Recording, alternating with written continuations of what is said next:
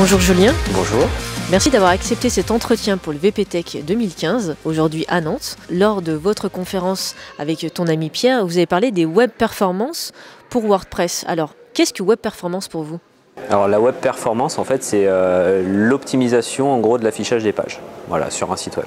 Donc on ne parle pas de temps, on ne parle pas de poids, on ne parle pas de toutes ces choses-là, c'est vraiment l'optimisation générale d'une page pour qu'elle soit le plus efficace pour l'utilisateur. Alors c'est quoi ces recommandations ? C'est globalement des idées de concaténation de fichiers, gérer tout ce qui est domaine au niveau des ressources à utiliser, c'est de gérer de la compression, c'est de gérer du cache, et en fait c'est un sujet qui est vraiment large et c'est vrai que là sur la petite heure qu'on avait au niveau de la conférence, c'est vraiment très limité pour aborder vraiment tous les sujets autour de la web perf. Si tu avais des bons conseils à donner à nos internautes sur les web performances ? Mettez à jour tout ce qui est logiciel sur vos serveurs. Voilà, ça déjà c'est la base. Et ensuite, adaptez-vous à toutes les bonnes pratiques en termes de développement. En fait, faire de la web perf, c'est pas une seule chose qui va permettre de faire gagner du temps, c'est un ensemble de petites choses qui permet vraiment d'être efficace après sur les temps d'affichage des pages, sur le poids des pages, etc. Donc donner un seul conseil, c'est très compliqué et en plus ça dépend du projet.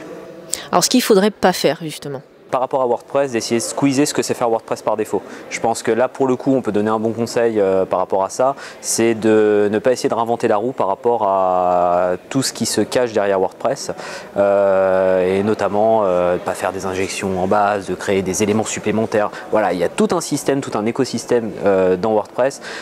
Pierre le disait pendant la conf, c'est N années de développement. Si on multiplie en plus par le nombre de développeurs qu'il y a eu, WordPress a été développé limite en 100 ans, donc voilà, j'exagère un peu le trait, mais si jamais on essaie de passer outre des choses, mis à part si on est super ingénieur, etc., ou développeur de WordPress, c'est très compliqué de faire mieux. Il y a quelques années, tu as découvert WordPress, j'imagine comme nous tous.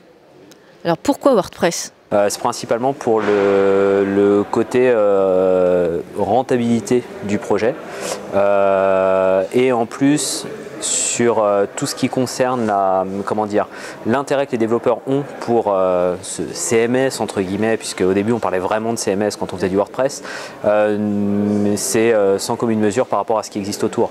Nous on faisait pas mal de .clear à l'époque, donc du .clear, du Joomla, énormément de SPIP parce qu'on travaillait avec notamment certains services publics français et ils favorisaient les CMS français, donc SPIP. Aujourd'hui, grosso modo, on fait quasiment plus de propositions sur ces CMS-là. Je pense que mis à part, sauf si je me trompe, mis à part Drupal, encore qui englobe un peu plus de choses et qui aujourd'hui pour moi est difficilement comparable à ce que peut faire WordPress, il n'y a plus vraiment de CMS du marché qui peut rentrer en concurrence avec WordPress. Voilà. Nous, tout ce qu'on voit autour, effectivement, c'est principalement disparate en fonction d'attentes clients qui sont un peu spécifiques, donc ceux qui vont faire du typo ou ce genre de choses. Mais grosso modo, s'il y a une attente CMS, 90% des cas c'est du WordPress. Et en plus, là où avant on évangélisait, aujourd'hui, c'est le client qui vient vers nous pour nous demander du WordPress, dont des grands comptes et ce genre de choses. Donc ça change et WordPress devient un outil professionnel. WordPress devient un outil professionnel. WordPress est apprécié par les développeurs. Ça aussi, c'est important parce que c'est vrai que faire du CMS à une époque où, encore une fois, SPIP, Joomla et compagnie, pour nous qui travaillons dans la techno vraiment purement PHP, dire à un technicien PHP qui a l'habitude de travailler sur des frameworks, etc., tu vas faire du CMS, pendant un moment c'était peut-être un peu compliqué. Quoique, à partir du moment où on est un bon développeur PHP, on arrive à s'adapter à ce genre de choses. Aujourd'hui avec WordPress, la question ne se pose pas trop. Je pense que c'est principalement du troll gratuit. C'est vrai. Si on veut te retrouver sur la toile ? Sur Twitter, c'est Julien Auger. Julien, 1 O, 1 G. Voilà. Un dernier mot pour nos auditeurs qui nous regardent. Eh bien, continuez à vous documenter, à utiliser WordPress. De toute façon, je pense que c'est un CMS qui a de l'avenir, un CMS. un socle qui a de l'avenir. Et en plus, avec les dernières évolutions et les dernières actualités, notamment concernant Calypso, je pense qu'il y a pas mal de choses qui vont arriver, qui vont être relativement intéressantes. Et donc, rester au courant de tout ce qui se passe dans la communauté, parce qu'à mon avis, ça risque de ne pas se terminer demain, quoi. Ouais.